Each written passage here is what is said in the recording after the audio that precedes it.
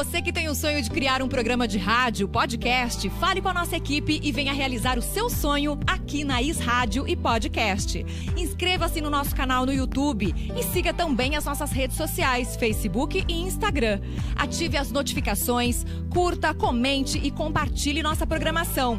Is Rádio e Podcast.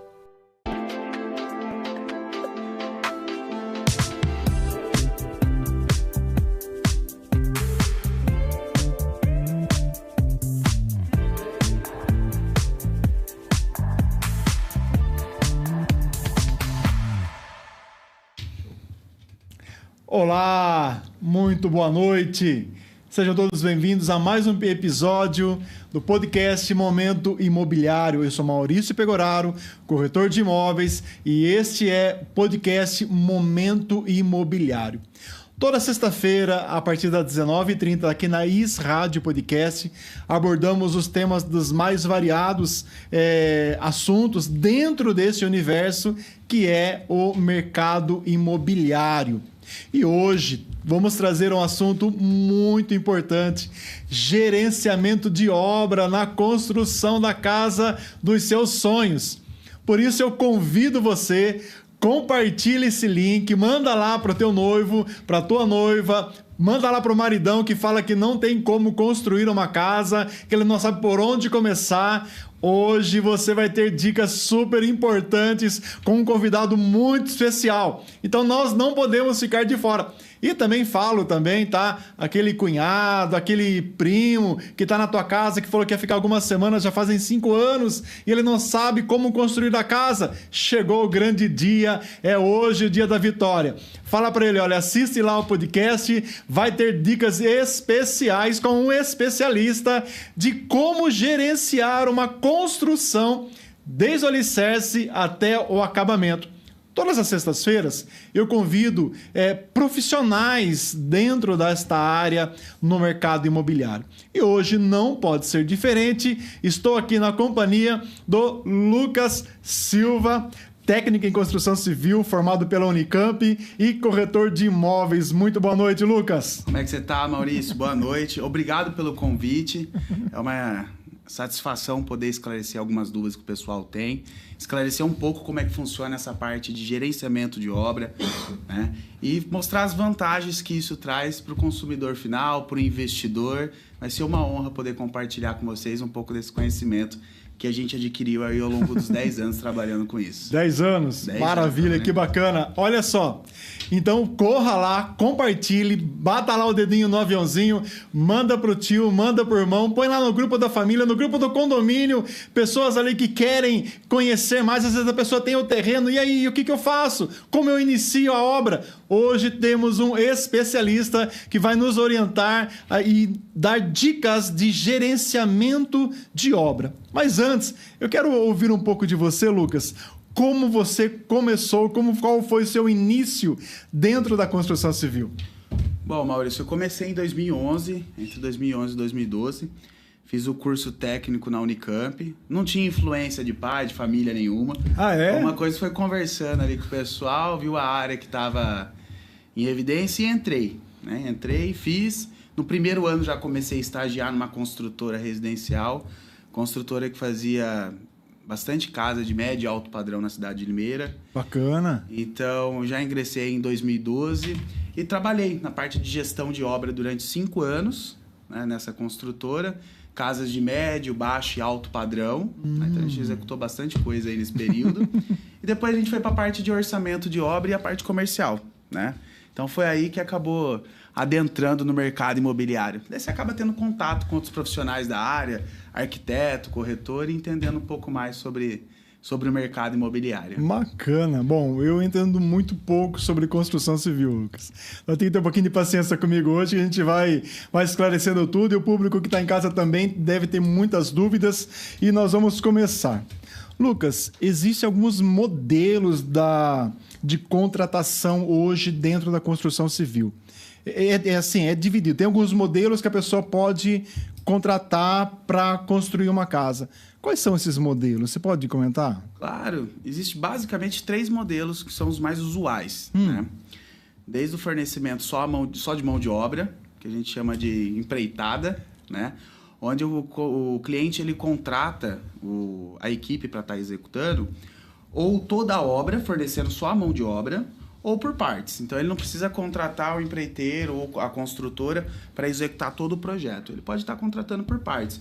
Fazer só a fundação da casa, fazer a parte cinza, que seria levantar e rebocar a casa. Aí contrata uma outra equipe para fazer a hidráulica, a elétrica. Enfim, o primeiro modelo de contratação seria a parte de empreitada, que seria apenas a mão de obra. Sim. Né? E qual que é a principal vantagem disso daí, desse modelo de contratação? Você tem a flexibilidade de você contratar os especialistas de cada área, né? Só contratar o Maurício para executar a parte cinza, depois eu vou contratar o João para fazer a parte de elétrica, depois eu vou contratar o Pedro para fazer a hidráulica. Eu consigo ter essa flexibilidade de escolher os meus profissionais durante o período de obra, né? Ele é flexível, não fica aquela coisa engessada, eu posso dividir. Isso, você pode dividir. Uma coisa bem bacana que eu costumo usar como exemplo às vezes você contrata uma equipe para fazer todo o serviço de obra, aí você vê aquele pedreiro que começou cavando sua casa, é o que está colocando o piso, né? Ele passa a obra inteira na sua obra, então você acaba não tendo um especialista dentro da sua obra. Uma pessoa que trabalha exclusivamente com acabamento, fazendo o acabamento da sua casa, uma pessoa que trabalha exclusivamente com instalações hidrossanitárias, fazendo a tubulação da sua casa. Então, acaba ficando algo que o mesmo empreiteiro, ele acaba... Sabe aquele empreiteiro Joãozinho que faz tudo? Acaba acontecendo isso, né? Essa é uma das desvantagens, né? Quando você contrata para fazer todo o processo de construção uma equipe só, né? Muitas vezes o incorporador não, a construtora que você contratou, ela não vai colocar um especialista para estar executando cada etapa de obra, tá? Aí tem outro... E qual que é a desvantagem? Uma das vantagens também é você poder comprar o material, negociar o material. Né? Você pode negociar o material que você quiser, na loja que você quiser, a forma de pagamento que você quiser, só que você tem que ter disponibilidade para poder estar correndo atrás disso e fazer o acompanhamento dessas cotações, dessa compra, que você que vai ter que fazer. Você acabou só contratou acabou o cimento, para te ligar, né? Então, essa é uma das desvantagens, né? E vantagem ao mesmo tempo. Você pode negociar o material, só que você está negociando o material, você não tem muita... Você vai ter que cuidar de tudo isso de perto. O segundo modelo de contratação seria material e mão de obra. Você vai lá e contrata uma empresa que ela vai te fornecer o material e a mão de obra para estar executando aquele serviço. Pode ser o serviço completo, desde a fundação até a entrega das chaves, incluindo até móveis planejados. Muita construtora costuma, inclusive, fornecer os móveis planejados, tá? E pode ser parcial. Às vezes você contrata material, mão de obra para fazer a parte cinza. Depois você pode mesclar essa parte daqui diante. Eu vou contratar só a mão de obra e eu vou comprar o material, né? E qual que é a principal vantagem quando você faz um contrato de material e mão de obra? Você, teoricamente, você tem um preço fixado. Sim. Você não tem aquela variação de preço, de custo. Fechei R$1 milhão a casa e custou 1.300.000, né? A não ser que você altere o projeto, mas se você não alterar o projeto, a construtora tem que te fornecer pelo preço acordado inicialmente. Mesmo que haja uma mudança no mercado, não? Aí acho que isso já está em contrato já? Olha... Um aumento brusco no material de acabamento, por exemplo? Salvo o caso da pandemia, é difícil acontecer isso, sim, né? Sim, o construtor, quando ele vai fazer o orçamento dele, ele tem que colocar uma margem para essa variação. Salvando a exceção da pandemia, tá tudo dentro do combinado. Agora, quando você pega um empreendimento... Só puxar um pouquinho o microfone só. Agora, quando você pega um empreendimento aí de mais anos, 4, 5 anos, seria a construção de um prédio, alguma coisa, aí no contrato deles tem algumas cláusulas aí que protegem o construtor referente a ajuste de preço. Sim. E aí, quando você comentou que na primeira modalidade que contrata só mão de obra. Sim. O proprietário, o contratante, ele também tem que ter uma boa disciplina de formar uma planilha, já que ele vai comprar o material, ele tem que estar assim muito regrado ali, tudo cheio de disciplina para que ele também não saia, né? Que às vezes ele está imaginando algo, ele faz um orçamento e aí chega na loja de material de construção, ele começa a imaginar outros tipos de acabamento e se ele não tem uma planilha, aquela obra dele pode sofrer grande variação depois. Sim. Uma vez ele fixou a mão de obra com você, mas ele não tendo um controle na compra do material, isso pode dar uma boa diferença no final, não é? Pode dar uma boa diferença. Inclusive, Maurício, uma das coisas que a gente conversa muito é sobre o processo de construção. Tá? Você pode fazer a construção com o João, com qualquer pessoa que for, cada um vai ter seu processo construtivo. Então, isso vai interferir diretamente na quantificação de material. Né? Às vezes o João trabalha, vou dar um exemplo da fundação. O João trabalha com uma fundação na caixaria. Então, o volume de concreto é muito mais preciso na caixaria. Aí o outro empreiteiro já não trabalha, trabalha contra-barrão, que a gente chama. Ele escava e joga o concreto ali. Então vai ter uma boa diferença da volumetria. Isso é importante. É importante a gente saber. Então, o que acontece? Até no terceiro modelo de contratação que a gente fala sobre o gerenciamento, um dos serviços do gerenciamento é justamente isso. Antes de orçar a obra, definir os processos construtivos que vão ser usados. Daí você tem um orçamento justo entre todos os empreiteiros, todas as empresas que vão participar desse orçamento, com o mesmo método construtivo. Maravilha. Isso daí ajuda, além de manter o processo, esse processo ajuda, além de manter a precisão na quantificação de material, no padrão de qualidade da obra também. Sim. Então a gente deixa bem definido qual que vai ser o método construtivo, né? A gente procura seguir o melhor método construtivo adaptado para aquela obra. Existem obras aí, a gente vai construir uma casa, Minha Casa Minha Vida, 50, 60 metros. Não adianta eu levar um método construtivo de uma casa de luxo para essa. Então, a gente tem que entender qual que é a construção, qual que é o padrão da construção e qual margem a gente tem para trabalhar as coisas ali. Lógico, sem interferir na segurança da obra, né? Sim, mas aí a pessoa contrata você, não sei se isso já aconteceu, mas a pessoa contrata você, ela tem um sonho muito alto e um pouquinho que ela conversa com você, você fala, não, deixa eu trazer ela à realidade, que ela está um pouquinho fora, deixa eu explicar para ela que esse caminho não vai ser possível, vamos encontrar esse modelo aqui. Isso acontece? Acontece bastante, acontece bastante.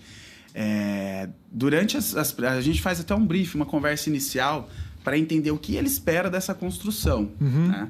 E a gente coloca, às vezes vem orientando o cliente, muitas vezes o cliente dá certo, ele vê que ele está sonhando, o sonho dele é totalmente plausível, e acontece casos que infelizmente aí tem que fazer uma adequação. Mas o que acontece? É mais fácil a gente fazer essa adequação na conversa antes de começar a obra e fazer tudo bem calculado do que deixar para fazer essa adequação lá na frente, a hora que o investimento já aconteceu, a hora que como não tem como voltar atrás. Verdade. Então é mais fácil a gente antecipar o problema e resolver do que esperar chegar ali ter um problema de fato na obra. Né? Verdade. Eu acho que esses dias eu estava comentando que às vezes as pessoas acabam, por falta de um planejamento, elas acabam querendo economizar na parte final, porque já todo o recurso dela foi usado de maneira errônea no início. Sim. Justamente por não haver esse equilíbrio. Sim, sim. E é onde costuma dar muito problema, viu, Maurício? É onde costuma o relacionamento entre as partes envolvidas, tá? O cliente com o próprio arquiteto, com o próprio construtor, com todos os profissionais envolvidos, costuma ficar com um relacionamento desgastado, por quê? Poxa, a falta de dinheiro interfere no humor de qualquer um, né? Aí você tem seu sonho, você tem a expectativa. Bem na hora de colocar a cereja no bolo, se ele escolher o piso, se ele escolher a esquadria, você gastou lá 10, 20 mil reais a mais no concreto, sendo que você poderia ter colocado no acabamento da sua casa. Então é por isso que a gente fala, os japoneses costumam investir a metade do tempo deles no planejamento. E a gente 10%, 5% quando investe. Falou então, tudo. É uma pauta muito importante. A gente repete para mim, o japonês investe... 50% do tempo de uma obra em planejamento. E nós? 10%. Meu Deus. Quando muito, né? Quando a gente faz bem feito ainda. Então, é muito importante a gente ter essa definição de todos os processos construtivos antes de colocar um tijolo na obra. Muitas vezes, a gente tem uma boa conversa antes da compra do terreno. Né? Então, o gestor de obra, ele entra, é a primeira pessoa que você vai conversar.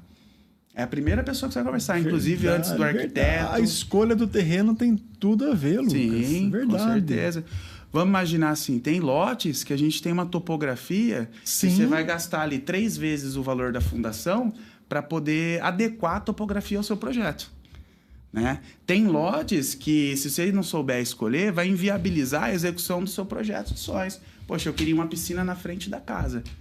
Né? Tem lote que não permite isso, vai tirar a privacidade, o posicionamento do sol não vai ficar bacana, você não vai ter sol na sua piscina.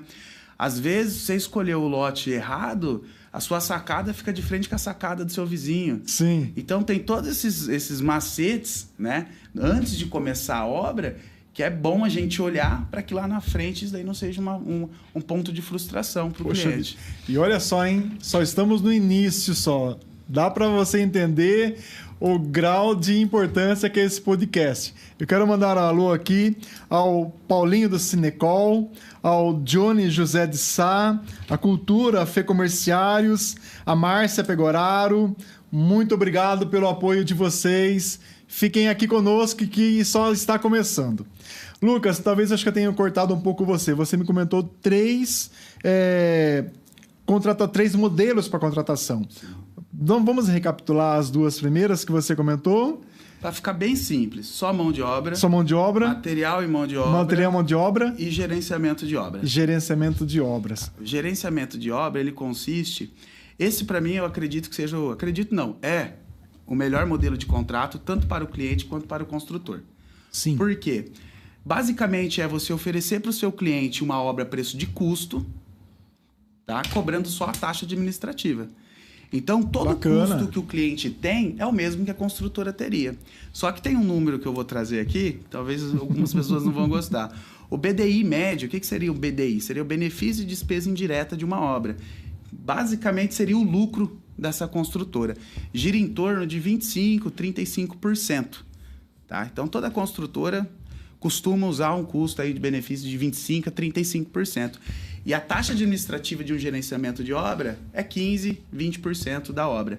Então, a obra costuma ficar mais barata do que se você contratasse uma construtora e você tem toda a flexibilidade para poder definir ao longo do processo aí de execução, fazer alterações e adequar aí do jeito que você precisar. Poxa, que bacana, que bacana, que bacana. Que bacana mesmo.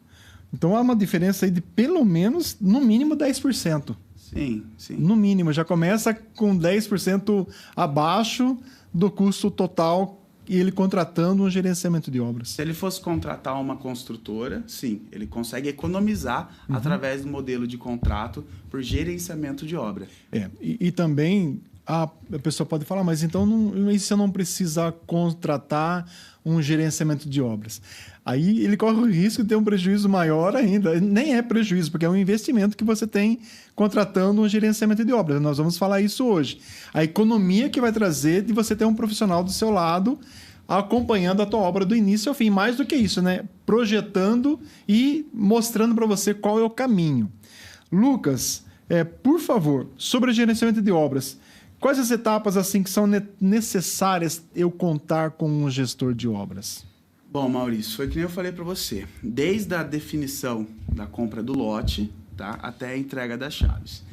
Eu posso ir listando, né? Vamos imaginar, o primeiro passo que seria que você conversar com o gestor de obra, tá? E a gente pontuar o custo dessa obra. Lucas, eu tenho a intenção de construir uma casa com 3 quartos, sala, cozinha, banheiro, área gourmet. Vamos imaginar 250 metros de construção. Quanto que seria a construção, Lucas? Você vai gastar em torno de 1.2 milhões em obra. E mais o lote, 1,5 milhão. Você tem esse capital? Você tem todo esse dinheiro? Não tenho. Eu tenho no máximo 800 mil reais para construir. Então vamos adequar, já vamos, desde a primeira conversa, já vamos trazer para a realidade, né? E já vamos adequar essa sua construção para se encaixar nos 800 mil reais. Tá? Às vezes o cliente olha e fala assim, eu tenho 800 mil, só que eu tenho capacidade de pegar mais recurso. Então, maravilha. Então, você esteja ciente que vai precisar de mais 700 mil reais, ou de mais 200 mil reais, ou mais 100 mil reais para poder tá fazendo a construção da casa conforme você quer. Tá? O segundo passo é entender de onde que vem esse recurso. Se é recurso próprio ou se é financiamento. Se for financiamento, o cliente está apto para captar esse financiamento. Né? E às vezes o cara, eu vou trabalhar, eu vou pegar o financiamento imobiliário. E aí vai lá, compra o terreno, inicia a obra, e a hora que a obra está levantada, bater na laje, ele vai atrás de recurso e o banco não libera para ele. Aí você vê muita obra parada no meio do caminho. Então, é importante fazer esse estudo antes de começar a obra. Tá? Você tem condição de pegar? E outra coisa também, Maurício, que é importante. Às vezes a gente olha só o lado do banco. Será que o banco vai emprestar dinheiro? Tem muitas vezes o lado do cliente. Será que compensa para o cliente pegar esse dinheiro?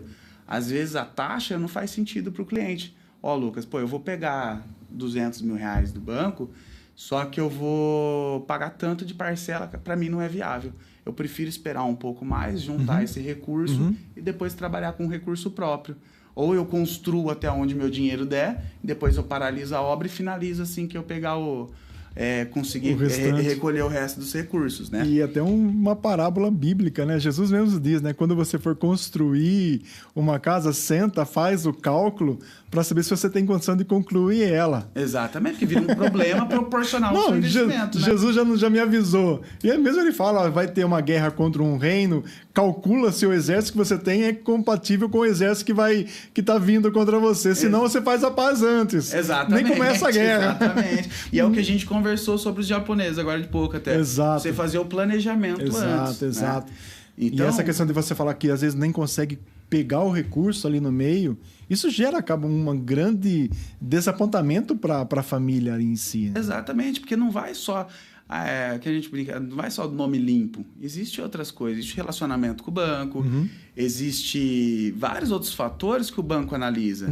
Né? Às vezes você tem que ter uma renda declarada. Às vezes a pessoa ela movimenta bastante, só que ela não tem uma renda formal declarada. Então, como que ela vai fazer essa captação de recursos do banco, né? Sim. E aí, a principal agente financeiro da construção é a Caixa.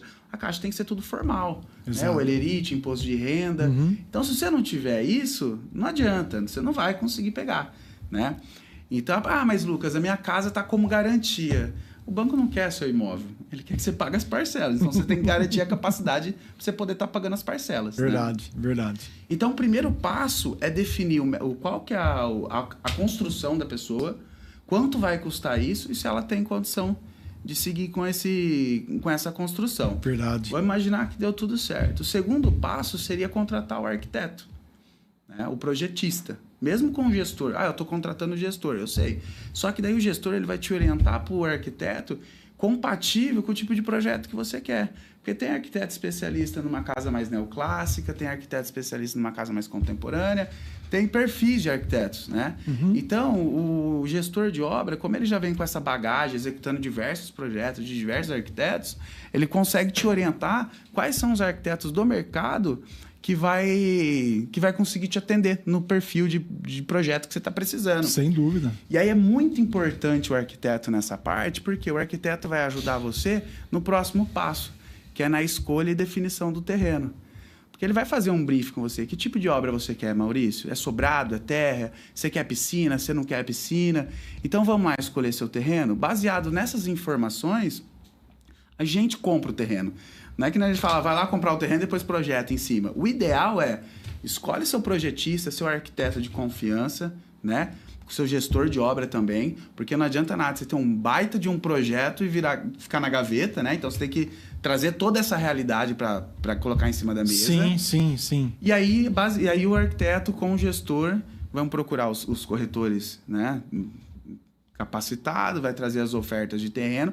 E na escolha do terreno, não vai ser só preço. Às vezes você paga 50 mil reais a menos num terreno, só que você gasta 100 de topografia, né, para ajustar a topografia compatível com o seu projeto. Então, o terceiro passo seria aí a escolha do terreno. Aí o quarto, a gente entra na parte de projetos mesmo. Aí você chamou o arquiteto, agora é a hora dele passar para o papel que você quer, né? Desenhar. E aí uma coisa que eu ressalto também é a importância dos projetos complementares. Eu estou falando aí de uma casa de médio, alto padrão, né? Sim.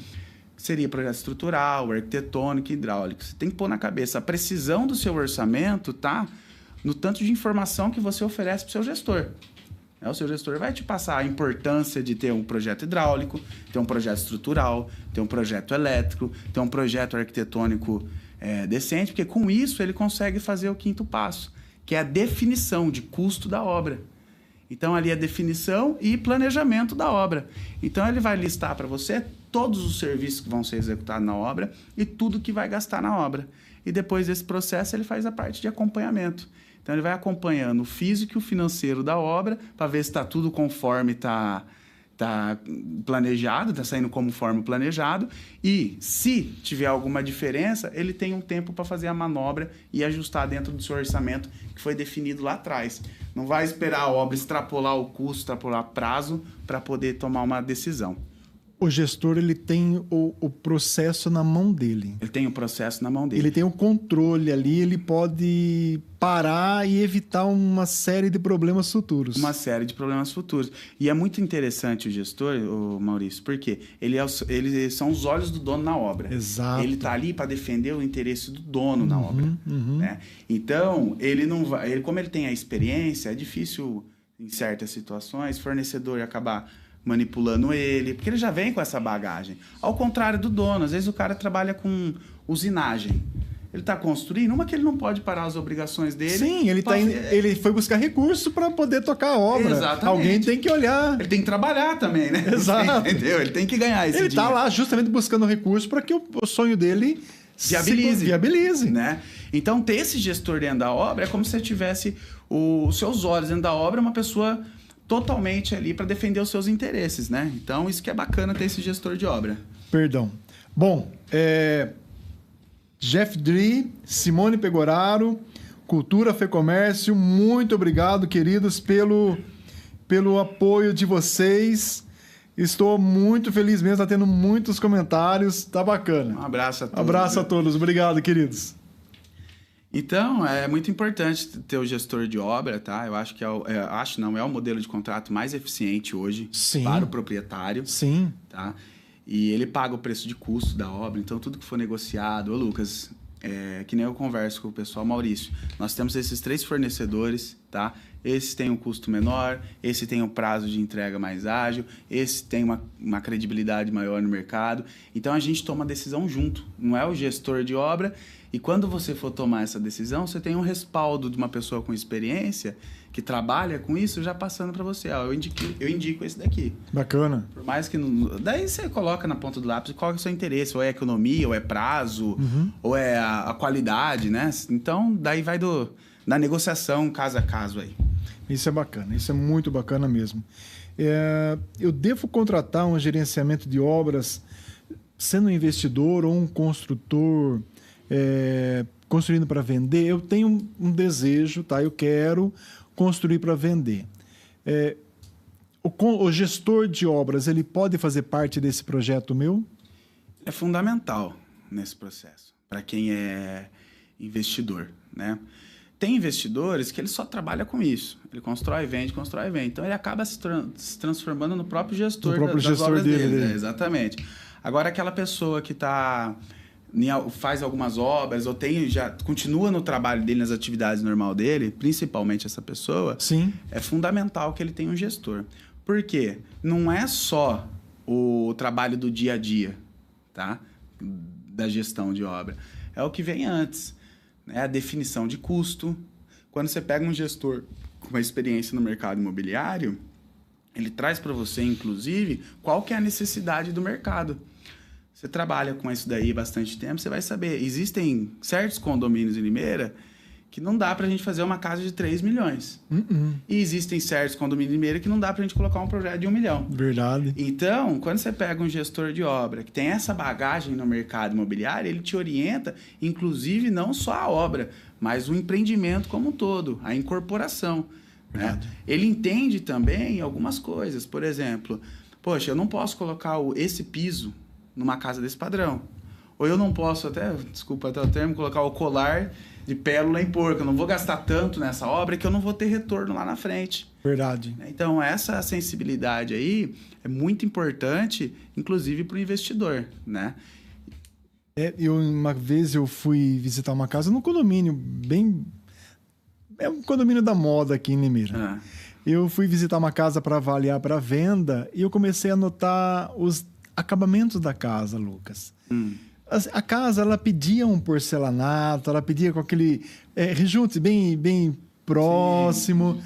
Colocou aqueles pisos assim cerâmicos aqui bem simples, sim, com uma distância muito grande entre um ou outro.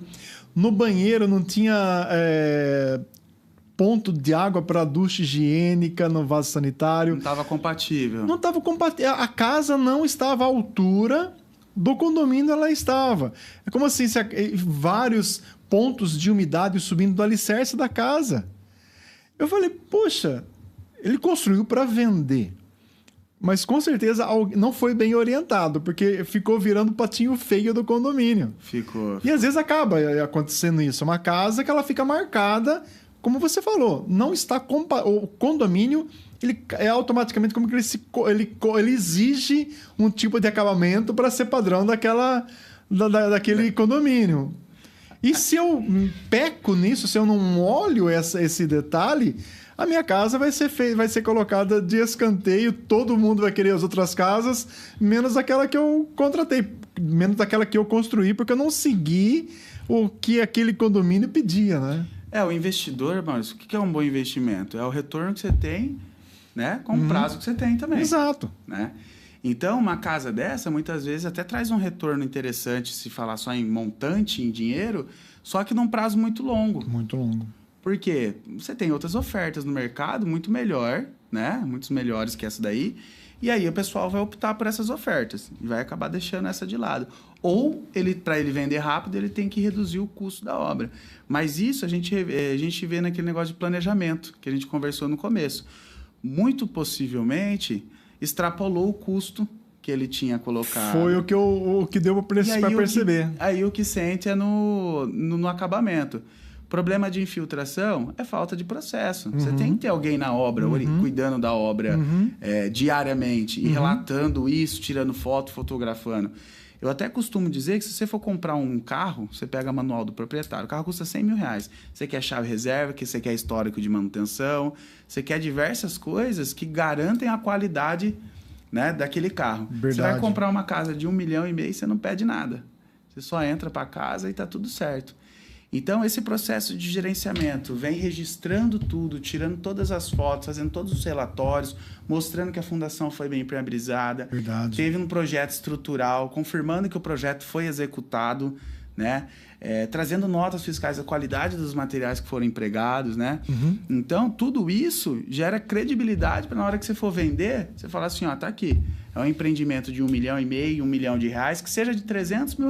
Sim. Tá? Que seja mais caro ou mais simples, mas foi feito com capricho e com zelo. Exato, Aqui a gente tem um histórico disso. Eu acho tão bacana quando o proprietário tem a planta hidráulica, a planta elétrica e entrega junto na documentação, na venda. O comprador olha e fala, puxa, olha só que capricho. Poxa, É outra coisa. A pessoa está ciente de que ela está comprando um produto que foi feito com qualidade desde o início. E aí você vê que a preocupação começou lá no início. Sim. Né? E a execução, daí vem refletindo em tudo. Sim. Se ele se planejou para fazer um bom projeto, se ele se planejou para contratar uma mão de obra especializada, se ele se planejou com tudo, né? Ele vai, a hora que ele vender essa casa, pode ter certeza que a chance de ter algum problema é mínima. É mínima. E mesmo que mínima. venha a ter algum tipo de problema, esse perfil de pessoa que é cuidadosa, ela vai estar ali para respaldar. Verdade. Porque ela não está visando só o lucro, ela está visando a segurança do empreendimento, da incorporação, da casa. Bacana. Então, fazer negócio com esse perfil de pessoa é essencial. Né? Porque aí você sabe que você vai ter um respaldo quando você precisar. Maravilha. Se precisar. Olha só, você pretende aprender, conhecer mais sobre utilizar a mão de obra ou os serviços de um gestor de obras, para caso você pretenda construir para vender. O Lucas, nós já estávamos alinhando aqui antes do início do podcast. Ele vai retornar aqui um dia e explicar como eu posso aumentar o meu ganho, o meu capital, através da construção e da venda de imóveis. Aguarda, espera e vamos ter ótimas novidades daqui a uns dias. Lucas, quais são os processos que eu devo seguir em ordem para realizar uma construção segura? Tudo bem, eu estou ali, eu vou construir para vender, ou então eu vou ser um consumidor final. Quais os processos que eu devo seguir? Você já comentou, Sim. Nós vamos abordar novamente para quem está em casa ou quem está chegando agora ali no podcast. Quais são os processos que eu devo seguir? Qual é a ordem desses processos para que eu tenha uma construção segura? Porque, olha, eu já comprei uma casa, praticamente só ficou algumas paredes de pé na casa. Eu tive que reformar a casa, contratei 2, 3 vezes equipes diferentes. Recebi o dinheiro, não tenho vergonha de falar. Paguei tudo, o pedreiro não voltou. Aí teve que contratar um outro. Aí mais passava no bardo aqui em casa. Rapaz, eu não conhecia você. Mas existe processo. Eu quero, no futuro, eu pretendo construir uma casa, mas não quero mais passar o trauma que eu passei lá atrás, Lucas. Qual é o processo para ter uma construção tranquila e não ficar aborrecido e ter prazer ao entrar na minha casa? Olha, Maurício, o primeiro passo, né, que a gente conversou, seria o gestor, por quê? Para definição de tudo. Sim. Tá? É o que a gente fala, a gente tem que passar para o papel tudo que você está... Toda a expectativa sua, a gente tem que passar para o papel. Quanto você pretende gastar, tá? Se você tem esse recurso, se você não tem esse recurso, tem forma de captar esse recurso, se não tem forma de captar esse recurso, tá? Então, a primeira coisa a definir é o custo. Por que eu bato muito nessa tecla? Porque, para a grande maioria dos brasileiros, dinheiro é um problema, entre aspas. Então, a gente tem que se basear nisso. Sim. Né? Então, diferente, muitas vezes, de uma obra industrial, que eles precisam resolver a situação, custe o que custar. Na residencial, não. A gente tem um padrão, um teto de gasto e a gente precisa respeitar esse teto. Então, quando a gente contrata um gestor de obra, a gente tem essa definição prévia. Olha, eu vou gastar R$1 milhão, vou gastar R$300 mil na obra, vou gastar R$100 mil na obra. E a partir dessa conversa, o gestor de obra ele vai orientando todo o resto. Ele vai orquestrando arquitetos e projetos, definição de terreno, definição de escopo, material que vai ser empregado. Muitas vezes, Maurício, chega lá na frente, a hora que a gente fez o projeto, vai fazer a planilha analítica, que seria a planilha detalhada, passa um pouco do valor que a gente conversou lá na frente. Aí eu vou olhar para você e falar assim, Maurício, antes da gente começar a obra, a gente precisa redefinir algumas coisas. Passou R$50 mil do orçamento que a gente conversou, tá? O que você quer fazer? Você quer procurar esse recurso? A gente vai fazer uma negociação, vai diminuir alguma coisa, vai ajustar o projeto. Não, Lucas, pode seguir. Aí a gente inicia a obra. Então, tudo tem que ser muito bem definido antes, passado para o papel, tudo escrito certinho, que depois a gente até brinca. Agora é só imprimir a obra no terreno. Que bacana. Porque já está tudo planejado, já está tudo bem definido. Agora é só imprimir a obra no terreno, esperar o prazo de execução e... Poxa vida, Lucas. Então, quer dizer, aquela surpresa que às vezes nós temos que no meio da obra altera o valor, eu consigo enxergar isso no início. Sim, você consegue chegar no início. E aí também tem um fator, Maurício. Como eu sou seu gerente na obra... né? Eu vou chegar com todas as planilhas, todos os custos para você. Se tiver qualquer divergência, tá aqui. A gente tá conversado, tá alinhando, tá conversando diariamente. Então não vai ser uma surpresa. Vamos dizer assim, a gente consegue se organizando no meio do caminho, né? Porque é normal, obra vai ter problema. Sim. A pessoa que vender para você a obra vai ser tudo perfeito? 100%? Não tem como. O que determina é a maneira como você vai resolver esse problema. Sim. Então, você tem que estar do lado do seu cliente, o cliente tem que estar do lado do gestor dele, e os seis juntos aí tá trilhando esse caminho aí, que vai ser um sucesso lá na frente. Há muitos anos atrás, Lucas, eu não sei, realmente, nem tá aqui na nossa pauta aqui.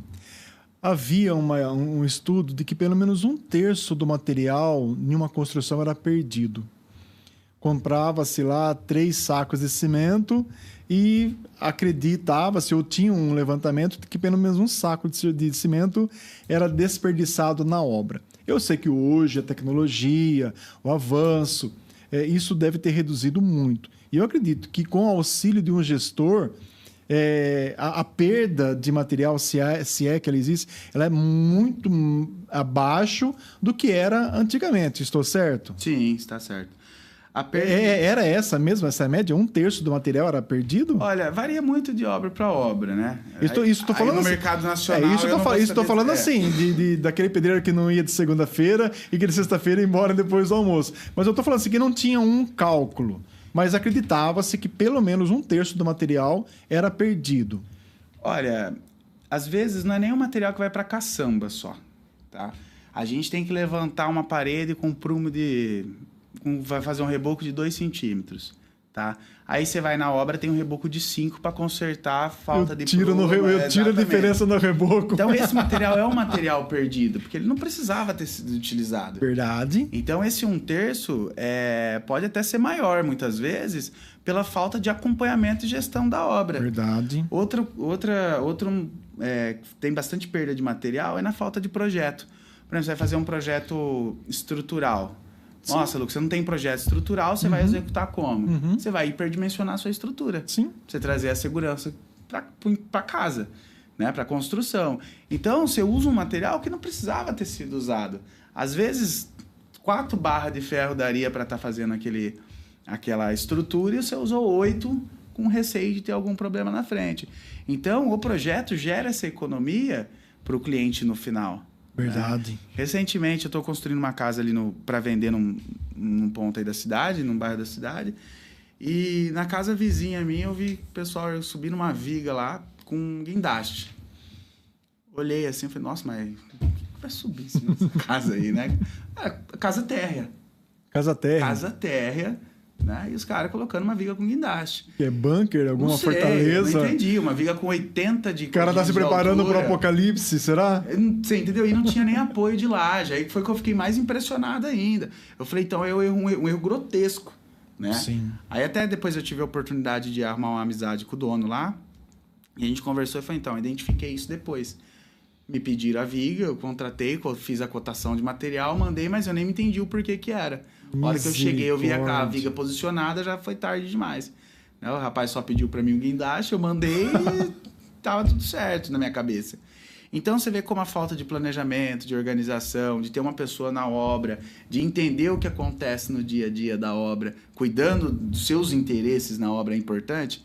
Né? O que esse rapaz deixou de gastar aí no projeto estrutural, ele gastou só nessa viga, e você pode ter certeza. Sem informação de um especialista. Então, essa perda de material, muitas vezes não é nem um material que só sai da caçamba. Verdade. É um material que fica na obra mesmo. Tem razão.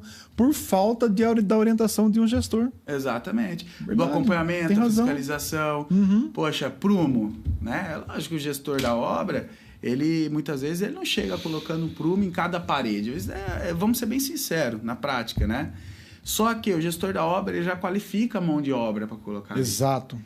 Então, ele já trabalha com pessoas há algum tempo que sabe o processo construtivo, Verdade. Sabe como trabalhar, então ele já coloca a mão de obra qualificada.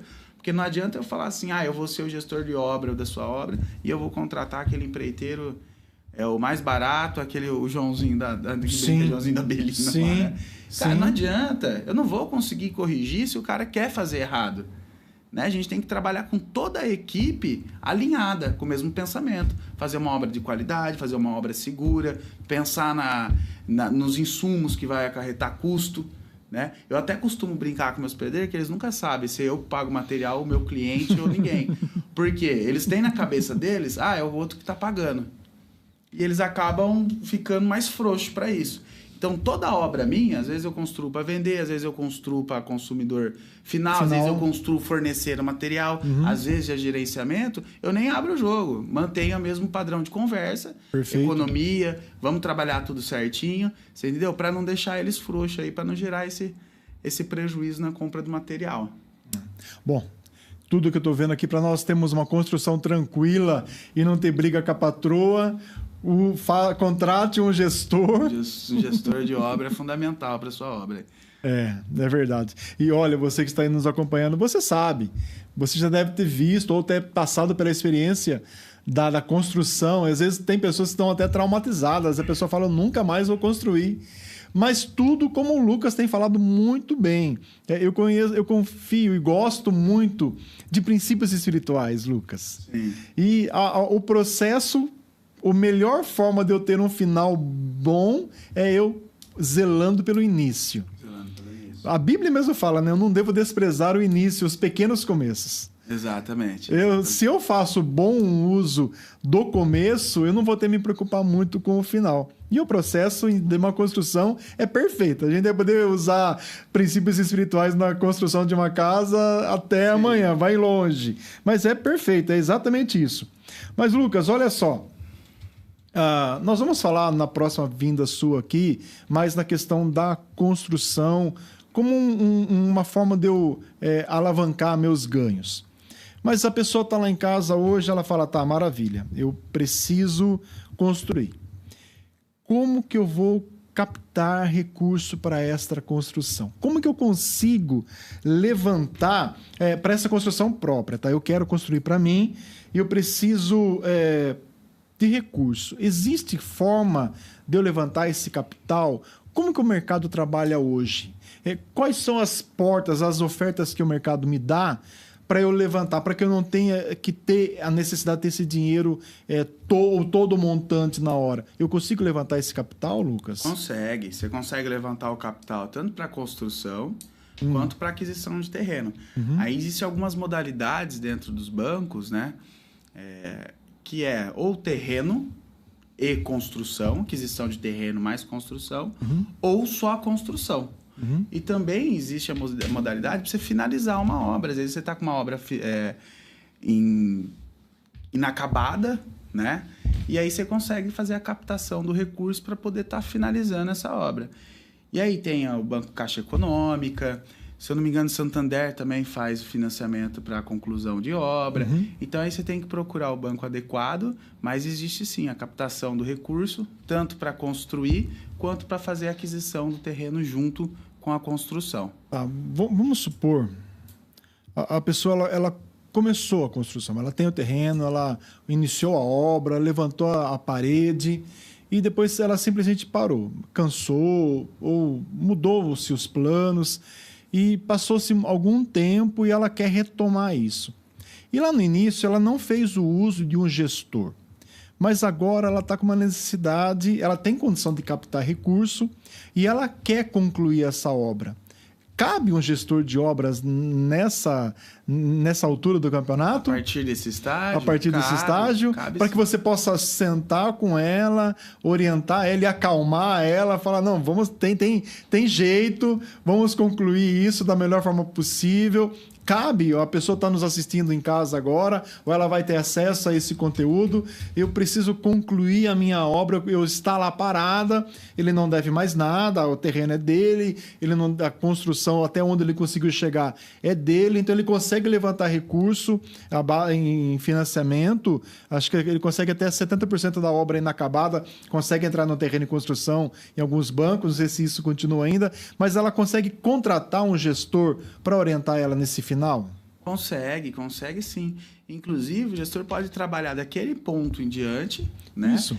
E também fazer uma reforma na casa dos pontos que já foram executados. Uma adequação. Maravilha. Às vezes tem um problema estrutural que durante a execução foi identificado, ele já volta, já faz esse reforço que precisa ser feito. A parte hidráulica, ele faz a conferência. O gestor de obra, quando ele entra numa obra que está em processo de construção, sim, né, ele vem, o primeiro passo dele é conferir o que já foi feito.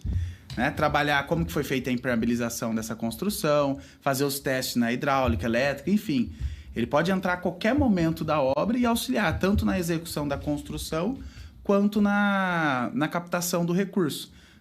Essa caixa também tem planilhas para você poder estar preenchendo, que é esse gestor de obra que vai preencher, vai fazer a medição, vai acompanhar a medição junto com o pessoal da caixa.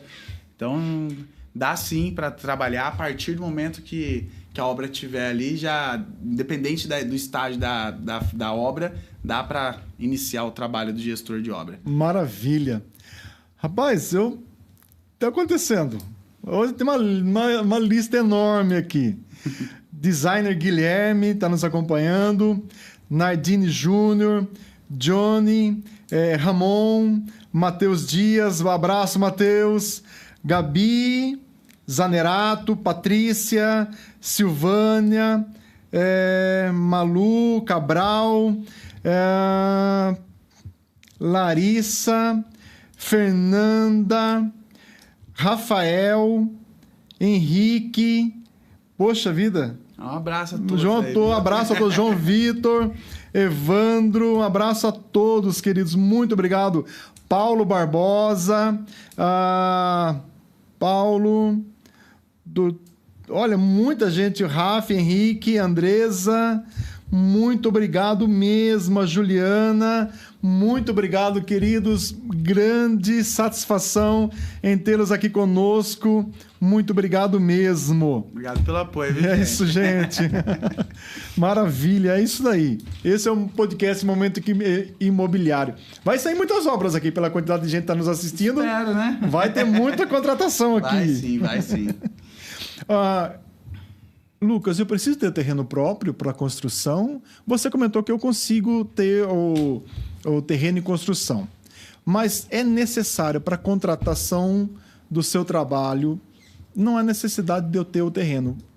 Mas vai dar um pouco de trabalho se já tiver um terreno e você enxergar lá e falar, puxa, esse terreno aqui não vai dar bom pelo projeto que você tem. Já chegou casos de você orientar a pessoa a tentar vender aquele terreno e comprar um outro para que aquele projeto dela fosse executado de uma maneira tranquila? Já? Investidor já. É investidor? Já. O terreno ele ficava perto do muro, né? E o padrão de obra que era, eu falei, meu amigo, você vai ter dificuldade para vender, né? Fica perto do muro do condomínio. Isso. Ele ia ficar escondido. Não ia ficar numa localização legal. Os vizinhos também eram sobrados. Para a proposta que ele queria construir... Verdade. Né? Então, o público dele seria um público muito mais exigente. Sim. Então, é um público que olha cada detalhe. Você está falando de uma casa de 3 milhões, 4 milhões. Então, o cara olha se tem uma sacada virada para a piscina dele. Ele olha se ele está próximo do muro do condomínio para ver se não tem algum problema de alguém pular o muro. Então, ele olha diversos pontos desse comprador. Então, eu já cheguei a orientar investidor, sim, a gente esperar um pouco, né? Procurar um outro lote para poder estar construindo. Mas é lógico, tudo isso é orientativo. Perdão, desculpa a pergunta ali, pode colocar? Henrique Guarnieri, dá para fazer um barracão com 200 mil? Paulo Barbosa, vou precisar de um gerente de obras. Olha, dá para fazer um barracão com 200 mil. Né? Desde que tenha o terreno. Desde que tenha o terreno. A gente está falando só de obra. Sim. Né? Só de obra.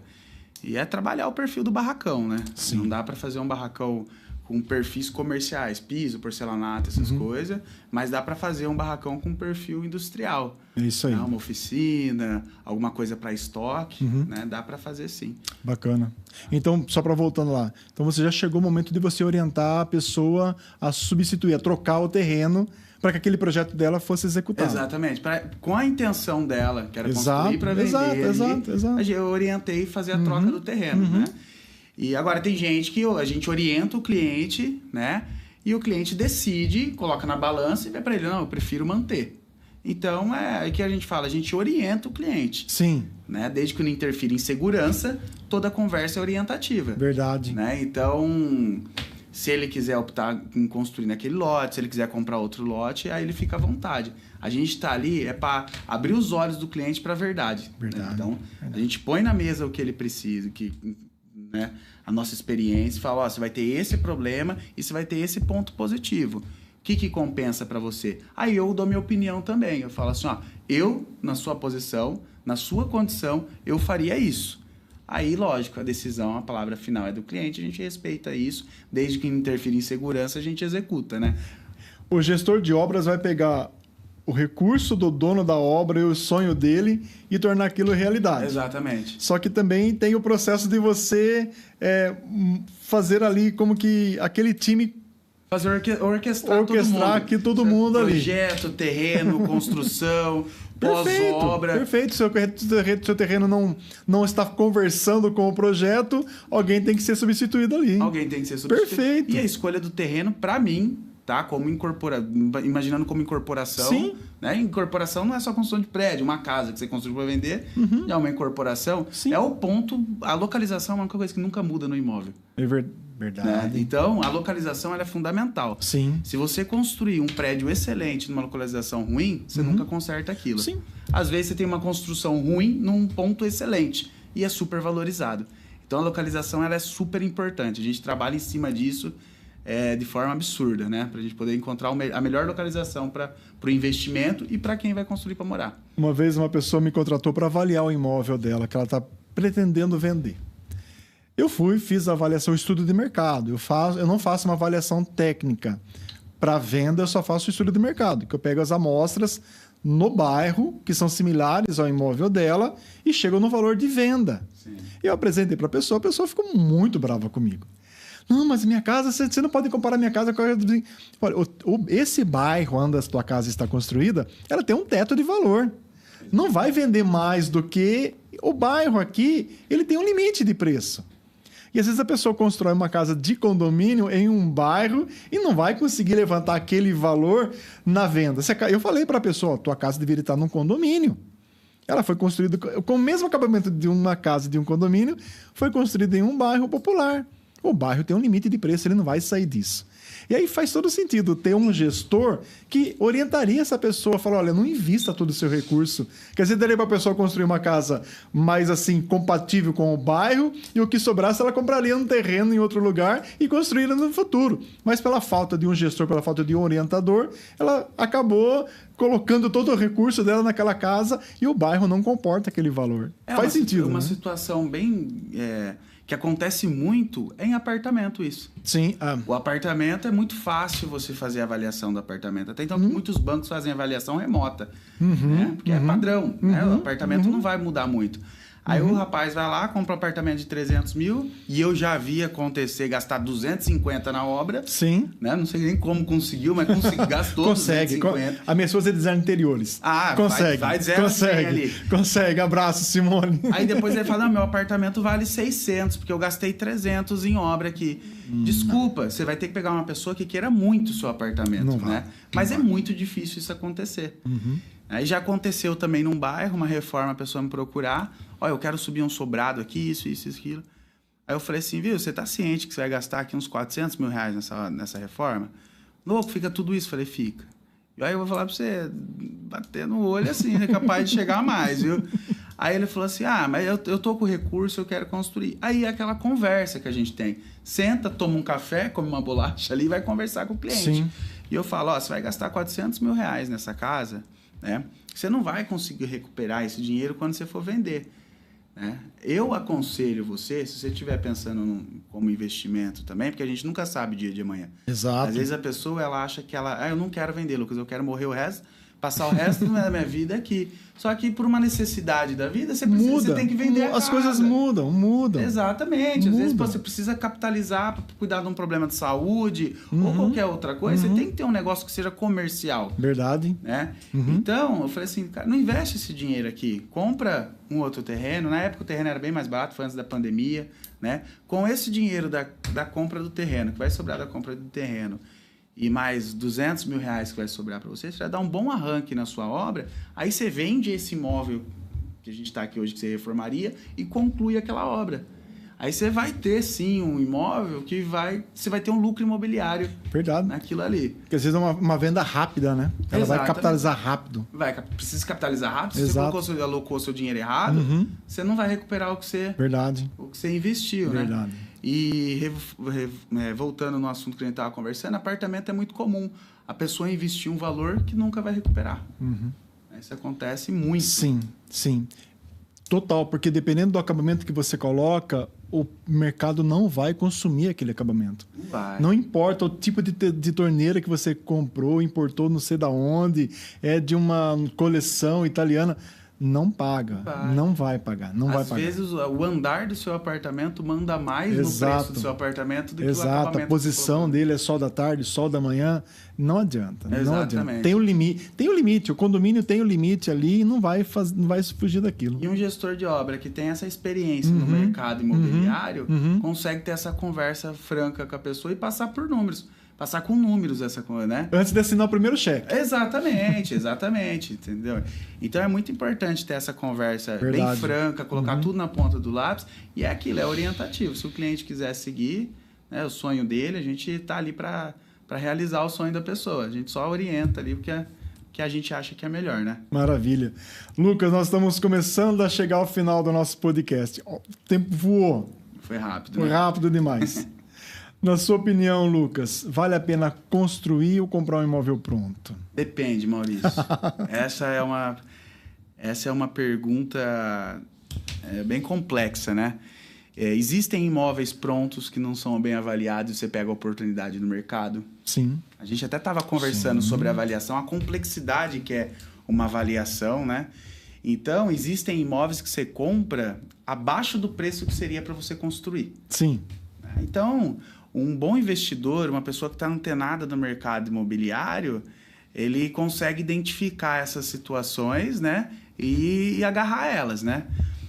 Lógico, na teoria, a construção, ela basicamente é o quê? Terreno, construção, impostos é o valor. O imóvel pronto é terreno, construção, impostos e lucro imobiliário. Então, na teoria, o imóvel pronto ele é um pouco mais caro, 20%, 30% mais caro do que você construir um.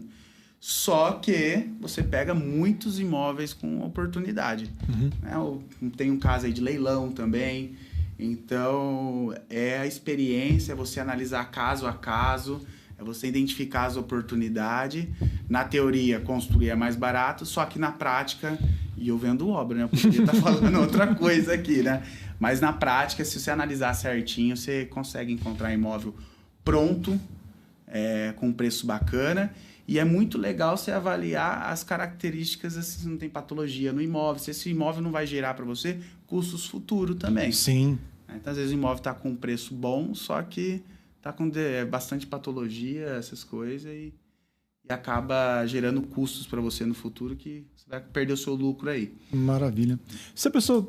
Tá, pergunta totalmente leiga, tá? Sim. A pessoa está buscando uma opção, você vai voltar aqui, nós vamos falar como ganhar dinheiro sobre investimento. Mas a pessoa, ela tá com dúvida. Surgiu uma oportunidade de mercado, ela pode contratar você, os seus serviços para ir até uma casa já pronta e você oferecer uma avaliação, uma consulta, uma consultoria ali, se é negócio para ela ou não entraria? Com certeza. A maioria dos meus clientes, ele vem dessas consultorias, né? Porque a gente acaba juntando a experiência comercial no mercado imobiliário, a experiência de obra, né? Sim. E a gente acompanha os clientes justamente para isso.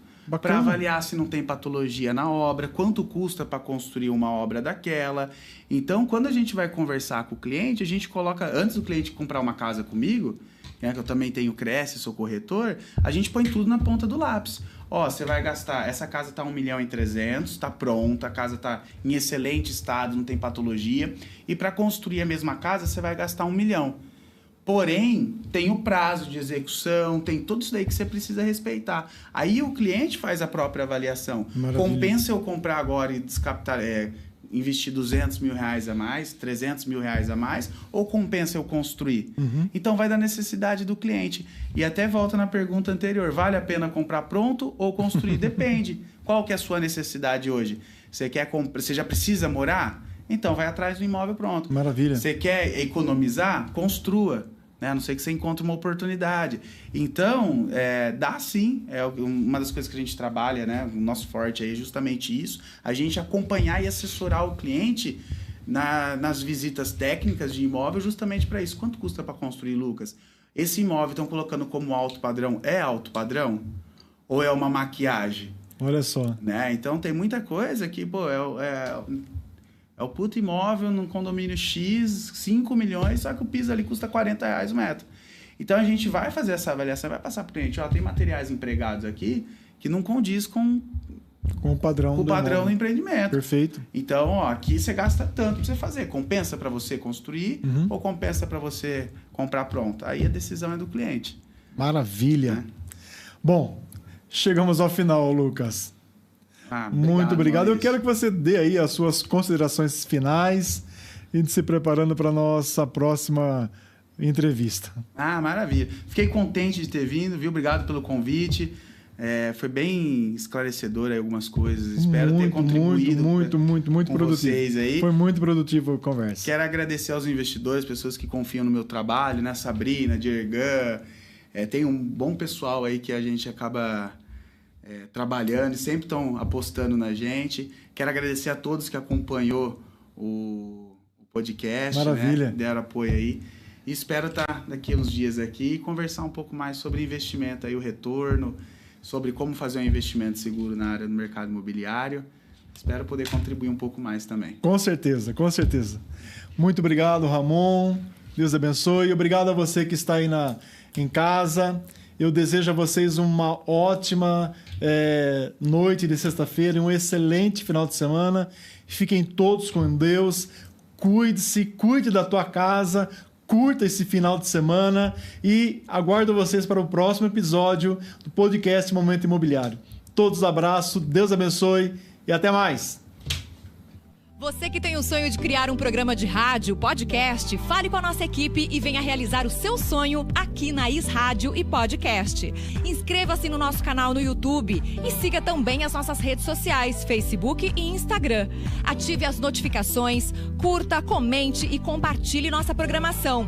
Is Rádio e Podcast.